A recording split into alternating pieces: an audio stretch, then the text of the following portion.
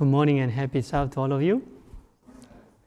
It's a great blessing to be here, and I wish we can continue with special music the rest of the worship hour. It's such a blessing, and but also let us consider God's word that we may be encouraged. Today's topic is entitled, "Will you be among the 144,000?" It's a question. This topic may be not so often considered, but there's a great blessing in it, so I wanted to share with you a few thoughts. Maybe a little bit different approach than normal. But when you hear this 144,000, what comes to your mind? What topic or what questions comes to your mind? Perhaps one of the most controversial question would be whether it's a symbolic or literal, and there are many others. And this is one of the most diverse interpretation by church to church, denomination to denomination. But I think we have enough information that we can carefully consider, and also Bible itself is clearly describe and explain. So may the Lord help us that we may have deeper understanding why this special group of people is mentioned in Revelation. I'd like to open today's study with event that took place in 1980, Iranian embassy siege in London. On April 30th, 1980, 6 armed men, Iranian Arabs, campaigning for sovereignty of Kazakhstan province called DRMLA, stormed the Iranian embassy in London, taking 26 hostages. After 6 days of tense negotiations, 1 hostage was executed by the terrorists. The British government authorized the SAS, which is referring to Special Air Service, United Kingdom has special force, to carry out the rescue operation called Operation Nimrod. On May 5th, 1980, the SAS launched a drastic assault on the embassy, which was broadcast live on television. Using explosives to breach the windows and doors, SAS soldiers entered the building in swift, coordinated assault, a 17-minute operation. 19 hostages were safely rescued, and 5 were released during the negotiations. So altogether was about 24 hostages rescued, and 2 hostages were killed. 1 before the operation took place, 1 during the rescue operation. And then 5 of 6 terrorists were killed during the operation, and 1 hid himself, exit together with the hostages, but later identified. So he was jailed for many years and then released later on probation. And the special force members, nobody was killed, but one person, the rope that he was coming down had a problem, so he was hanging in the air and the fire underneath him, so he got some burns, but other member cut the cord, and then so he was able to save his life. But some of these special forces, special team of men, different government chooses and train and have them ready for special operations, whether it's wartime or it's like this hostage situations and very dangerous situations. They have this man come in to be able to solve the problem as it happens. So I was checking who are the best special forces, and there are some list was showing up, and one of them is the U.S. Navy SEALs, and there's another team called Delta Force. Seems like they are much higher in their training and ability to deal with. And also Russia and France and Israel and Canada, Pakistan and India, they all have very one of the best special forces being prepared for certain situations. But do you know there was hostage crisis in the universe? The most trusted and highest rank officer, his name was Lucifer. He revolted against God's government and held hostage of this planet Earth for 6,000 years.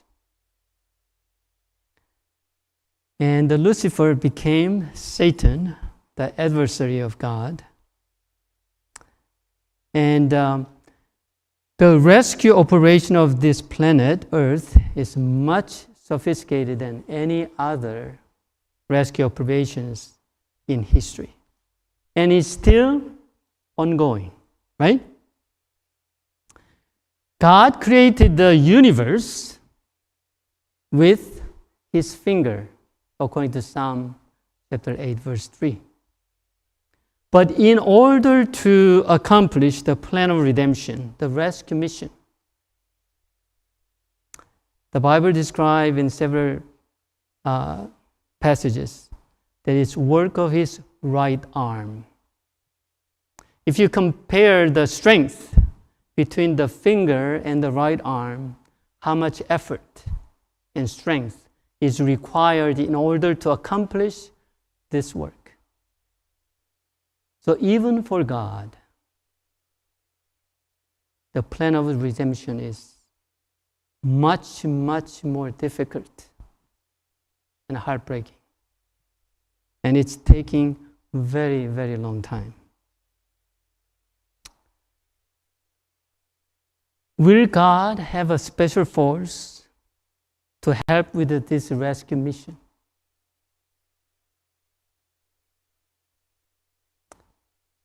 Before too late.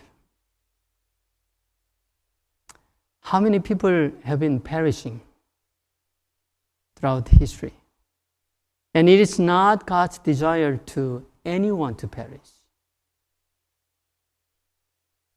So how many people would be needed to finish this operation?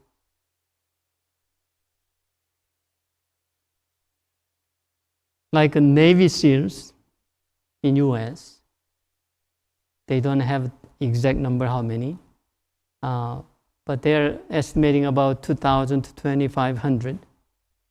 And the core operating members are about 250. And Delta Force is a little bit less in overall number, but also the core operational members are about 200, 250. That's all. The U.S. Army is what, more than 1.3 million active. Out of 1 million, you have 250 specially trained, one of the best. U.S. can have only 250. How many God will have as a special force in these last days. Could it be this special force is what John saw in Revelation chapter 7 and 14? We now consider 144,000. Let us carefully consider the scriptures and whether it is so. There will be special people God has chosen to finish the great controversy, to end the hostage crisis. Where can we find information about this 144,000 in the Bible? It's only mentioned in Revelation, right? And as I mentioned, Revelation chapter 7, verse 1 through 8 describes who composed of this 144,000. It says 12,000 from each of the 12 tribes of Israel. And it says they are sealed by God as His people. Chapter 7, verse 3, saying, hurt not the earth, neither the sea nor the trees, till we have sealed the servants of our God in their foreheads. And I heard the number of them which were sealed, and they were sealed 144,000 of all the tribes of the children of Israel.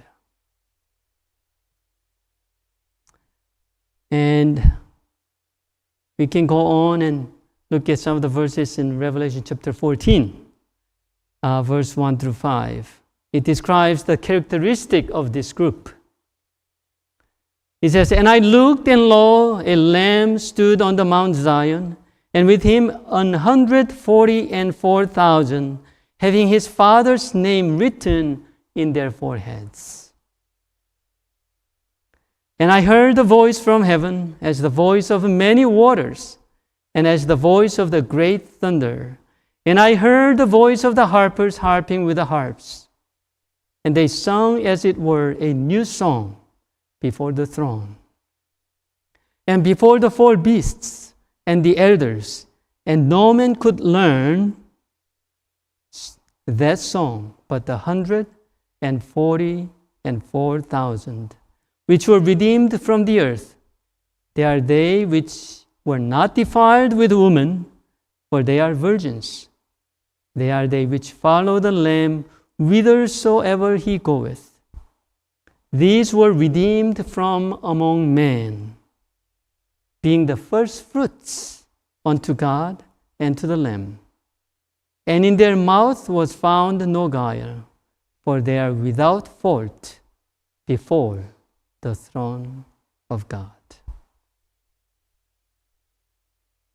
There are not that many verses, but it has a lot of information in it.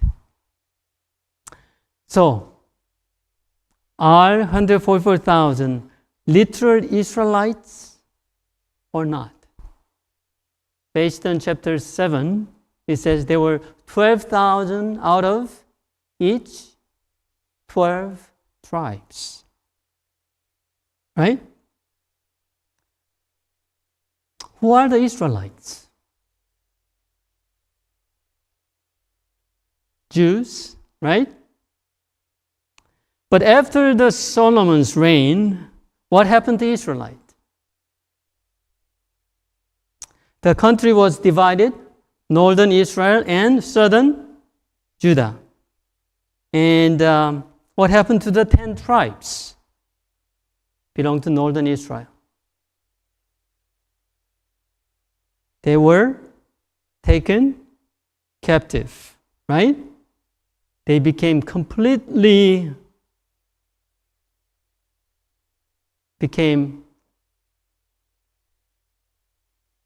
idol worship, and by BC 722, conquered by Assyria and carried away.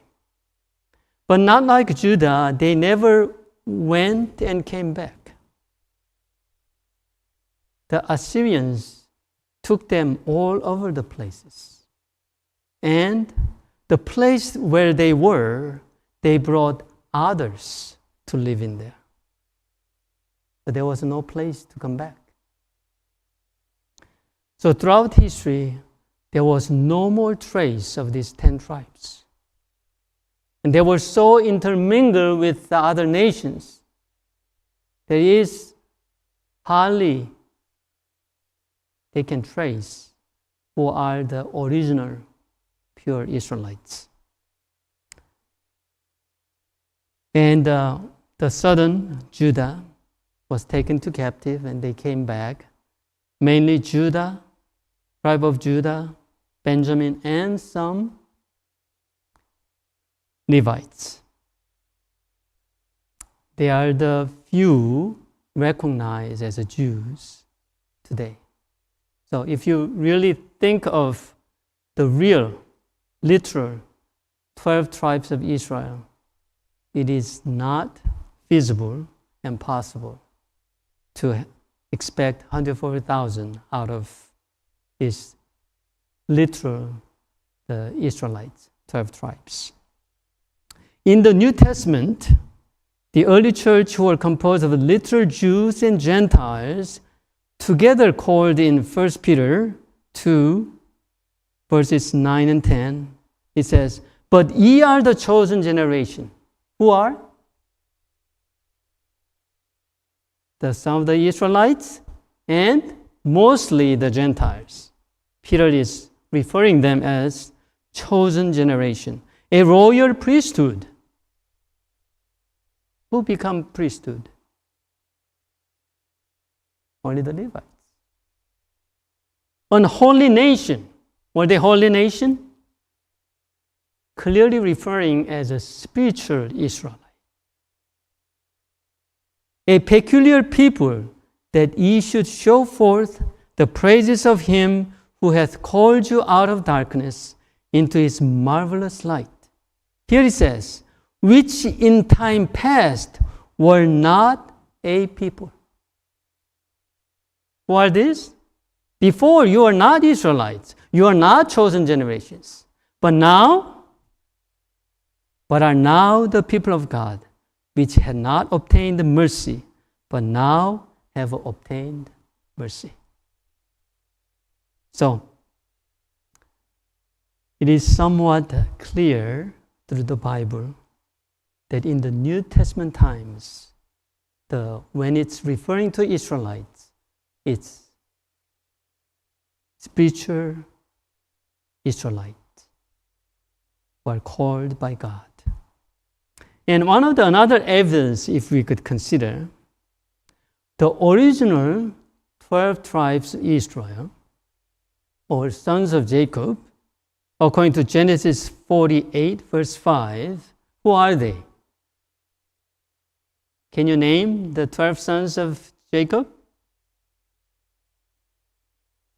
Reuben, Simeon, Levi, Judah, Dan, Naphtali, Gad, Asher, Issachar, Zebulun, Joseph, and Benjamin. But when Jacob was blessing his sons, what did he do? He specially called out sons of Joseph, and they became 2 tribes out of 1, because the Joseph got the birthright as a 2-portion, double portion of others. So now, literally, how many tribes? 13 tribes, right? Manasseh and Ephraim joined the 12 tribes. And when they were entering to Canaan and dividing the land, how many tribes?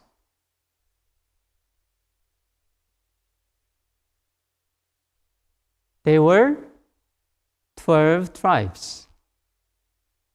What happened? The Levites were chosen as a priest. They were not getting inheritance. the Lord was their inheritance. So the 12 tribes received the land, but still overall was 13 tribes. But how about Revelation 7? What are the 12 tribes counted here?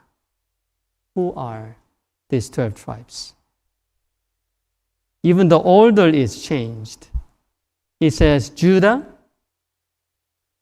If you follow the Revelation chapter 7, you'll see Judah, Reuben, Gad, Asher, Naphtali, Manasseh, Simeon, Levi, Issachar, Zebulun, Joseph, and Benjamin.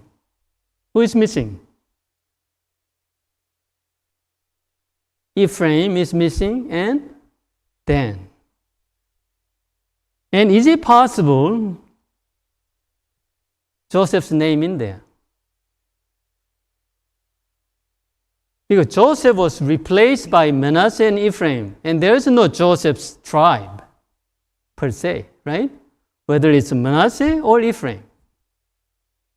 But here, it's counting Joseph instead of Ephraim. And Dan is missing. So is it possible to have a literal Israelites out of these 12 tribes mentioned here? Not really. But nonetheless, we cannot really argue over this. Just a few facts, whether it's literal or symbolic. But I think there are much more important matters we need to consider before we talk about whether it's literal or symbolic. And in reality, it doesn't really affect us.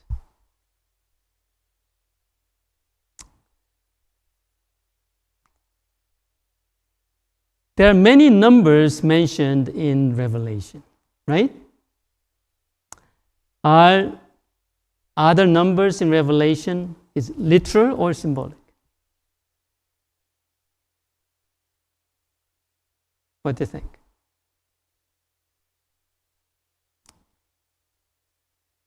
Even though there are many prophetic time periods in Revelation, they are still precise measures of time.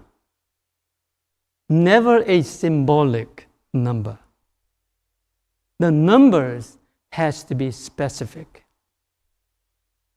Yes, application maybe varies, but number is specific. It cannot be just unknown symbol. If the numbers are symbolic, it is useless for consideration, right? 7 churches and 12 gates. It could be 1,200 gates, 12 foundations, and each gate is made with 12 different pearls. And even the tree of life bears 12 different kinds of fruits. And every month. I don't know how you understand it, whether each month has one fruit and then the next month another fruit, or each month bears 12 fruits and each month bears 12 different fruits. It becomes 144 kinds of fruits. But nonetheless, the numbers mentioned in Revelation is very, very specific. But how about the names? Are the names symbolic or literal?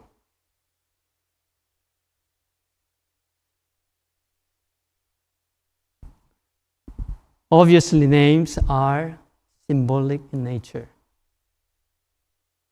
Dragon and the lamb. And there are many names and characters mentioned in the Revelation.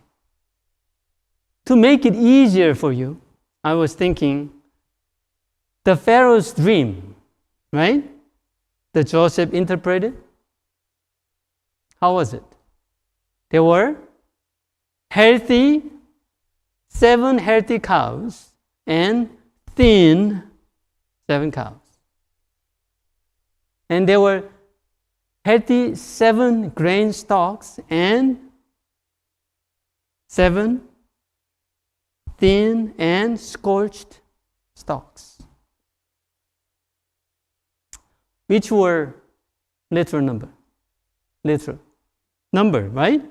It has a specific. Yes, it can be 7 years, it can be 7 days, but it's a specific. It's a real number. And how about the cows and the stalks? Is it literal?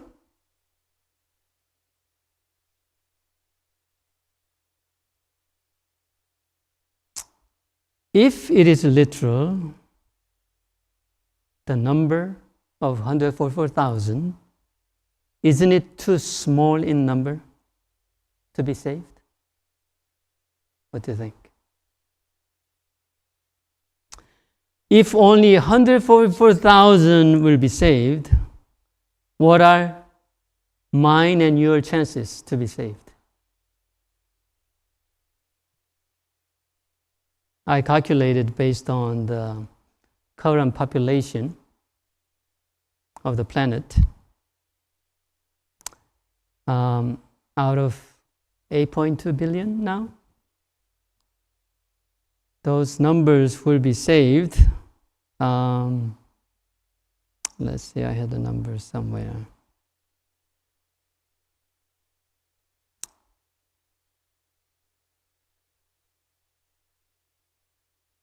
If we are counting out of 8.2 billion, 144,000, the ratio is 57,000 to 1, right? And the current population of Roanoke City is little under 100,000. So out of Roanoke will be less than 2 persons, right?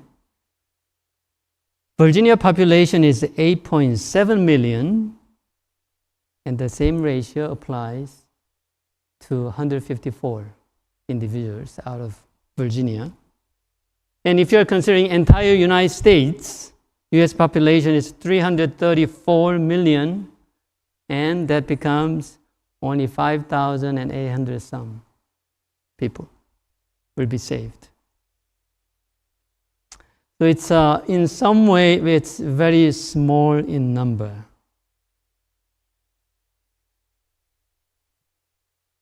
But Bible does not limit the saved ones only in this number. There are many others. And actually, just next to 104,000, actually it's mentioned together, a great multitude. I often thought that this was composed of all the people who were saved from Adam's time till the end of the world. But when you look at carefully the Revelation chapter 7, they are saved within the same period of 144,000, a great multitude. But nonetheless, you can study a little bit deeper and carefully look at what Bible says. But salvation is not guaranteed by ratio, right? But by qualifications. Even the number is not 144,000, it's 144 million, doesn't make any difference. Chance for you and I to be saved. Unless we are qualified to become one. Then what are the qualifications or criteria to become 144,000? That is more important than whether it's literal or symbolic. You can make as much as symbolic possible. 144 billion. But if you are not meeting that qualification, you cannot be saved. Is that true? It's possible everybody on this planet are saved, but if I cannot get to it, meet that qualification, maybe I are the only one, may not be saved. Is it possible? Yes. So let us not so concerned about the number. So who are 144,000? According to Revelation chapter 14, they are standing with the Lamb on the Mount Zion. What does it mean? They are standing together with Jesus. Their life and the character is like Lamb, is like Christ. Having the Father's name, it says. What does it mean? What does it mean? They're having Father's name in their foreheads. They're worshiping through God. Their mind is focused on God. They're singing a new song nobody can learn. What does it mean? Is there a song nobody can learn? Why? Because it is from their experience. Living experience with God. Nobody ever experienced. You know, Song of Moses, when the Israelites went through the Red Sea, nobody could describe it unless you went through it, right? They were able to sing the song. And they were redeemed from the earth. They were redeemed from man. They were overcomers among the sinful men.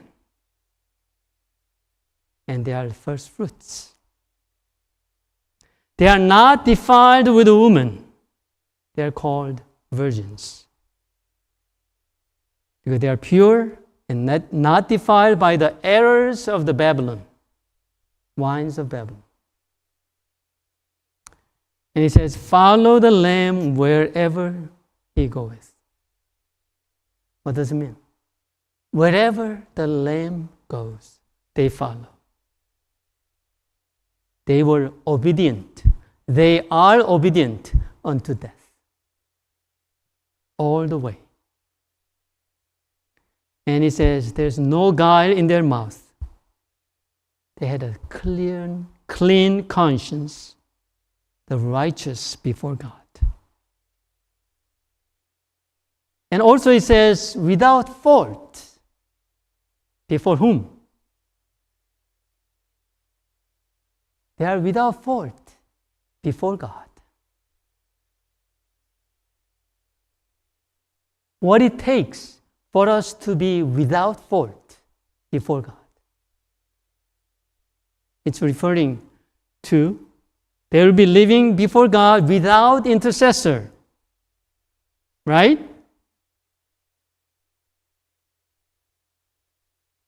And also Revelation chapter 14 verse 12 says, here is the patience of the saints. They are they that keep the commandments of God and the faith of Jesus. God saved the countless men and women from Adam all the way to our time for 6,000 years. Right? Some are very minority in their time, like Noah and Lot and few among other heathen. But why is there any need of special group among the saved? Is a question. There are so many saved already, and some of them were extraordinary. Can you name some? Abraham, Joseph. How about Enoch, who went straight to heaven? Daniel and Elijah.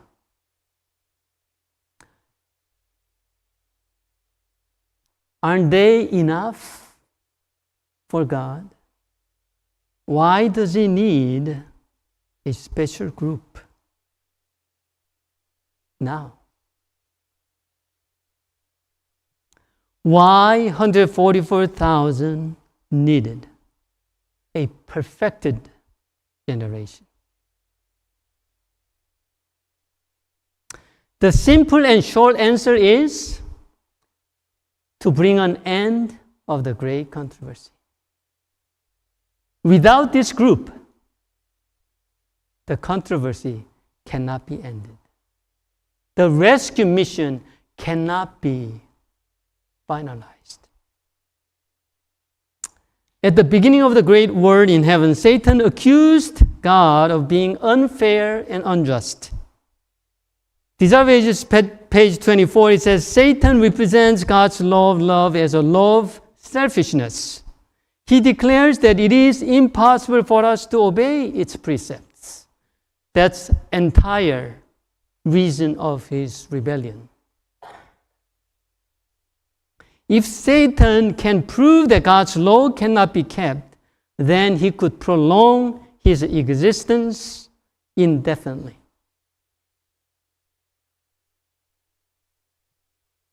It will be unfair for God to throw him into the lake of fire for the transgressing a law that cannot be kept in the first place. Right? So what does Satan do to support his claim that the law of God cannot be kept? He makes man transgress the law of God with impunity, either by deception or coercion. Great Controversy 582, it says, from the very beginning of the great controversy in heaven, it has been Satan's purpose to overthrow the law of God. It was to accomplish this that he entered upon his rebellion against the Creator. And though he was cast out of heaven, he was continued the same warfare upon the earth, to deceive men and thus lead them to transgress God's law, is the object which he has steadfastly pursued. Even now, more so. Great Controversy 488 says, Satan invents unnumbered schemes to occupy our minds, that they may not dwell upon the very work which we ought to be best acquainted. This is referring to our time. This is referring to today. What does he do? He invents. Can you count how many inventions Satan come up with in these days? You can't. What is the whole purpose of these schemes?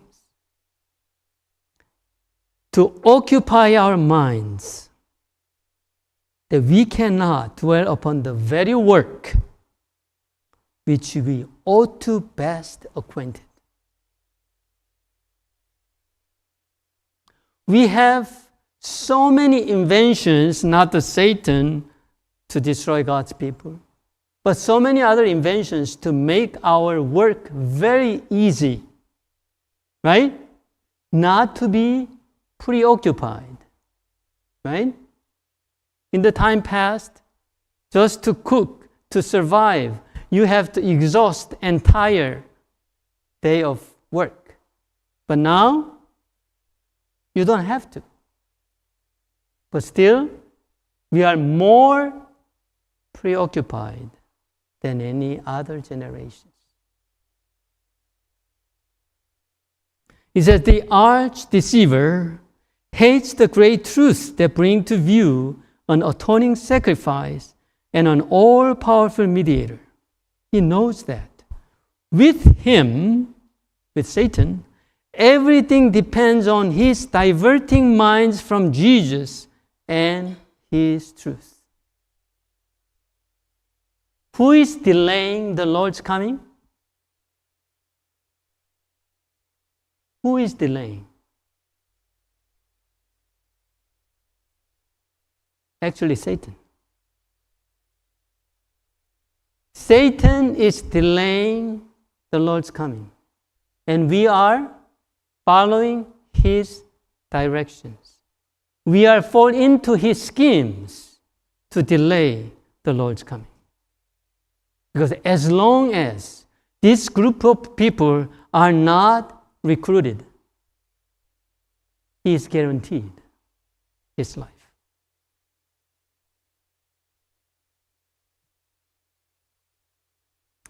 What will it take for God to win and bring the great controversy to an end? He has to prove the claim of Satan is a lie. Right? God has to prove his law can be kept. So Jesus came into this world in fallen, sinful flesh and lived a sinless life to prove that the law can be kept even in fallen, sinful flesh.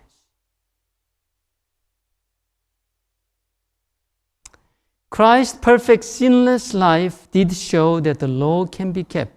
However, it did not end or settle the great controversy. Why is it? Why is it? Why we are still here?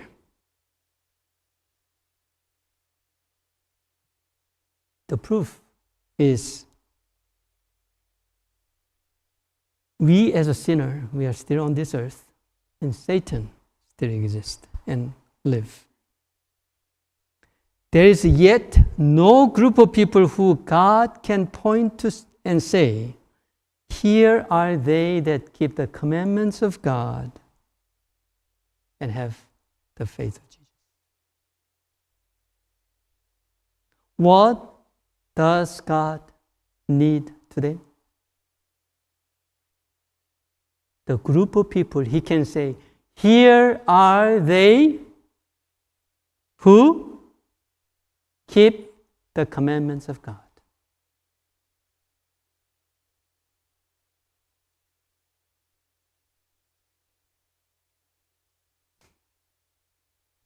So the most painful question comes, can Jesus' example of sinless life in sinful flesh be duplicated in the lives of the believers? Yes, we know Jesus lived a sinless life. Can that be duplicated in the life of sinful man? Can his sinless character be replicated in the generation of believers who become more naturally selfish, ambitious, covetous, and proud as time continues? What do you think? And how many of these special force Jesus can have to end terrorist attack in heaven? The 6,000-year-long hostage rescue operation. It is called the plan of redemption. How many does he need? How many do you think can be ready for God to say, here are they that keep the commandments of God and have the faith of Jesus? How many?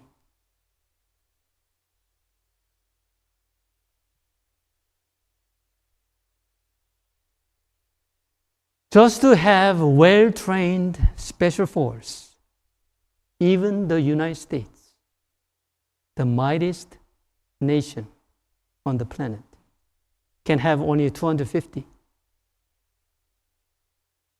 Can God have 144,000 at this time?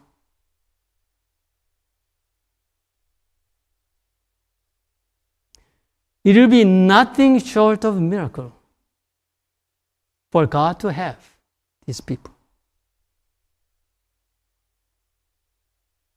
The question is it possible? Is it possible?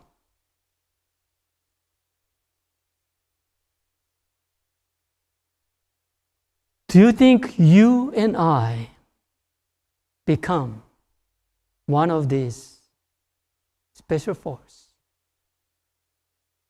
who can be part of this rescue mission operation to end the hostage crisis? How much training and surrender need to take place for us to be one of them?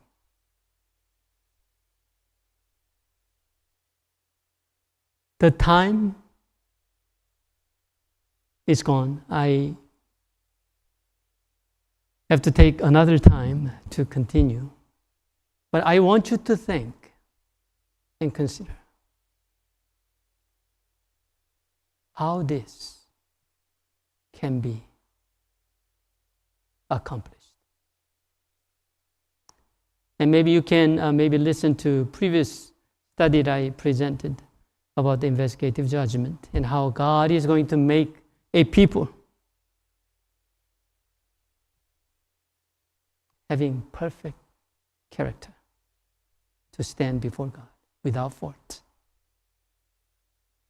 If then we can talk about 144,000, otherwise it's a waste of time for us to argue whether it's a literal or symbol or any other subject or any other details.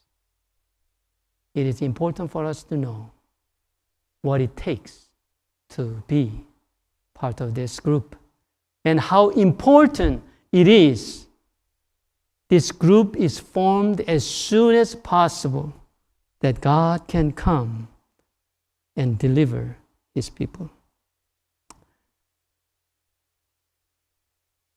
Let me read one statement regarding the faith of Jesus. The faith of Jesus, it is talked of, but not understood. What constitutes the faith of Jesus? That belongs to the third angel's message. Jesus becoming our sin bearer, that He might become our sin pardoning Savior. He was treated as we deserve to be treated. He came to our world and took our sins that we might take His righteousness. And faith in the ability of Christ to save us amply and fully and entirely is the faith of Jesus. May the Lord help us that we are one of those who are keeping the commandments of God and have a faith of Jesus in these last days. Amen.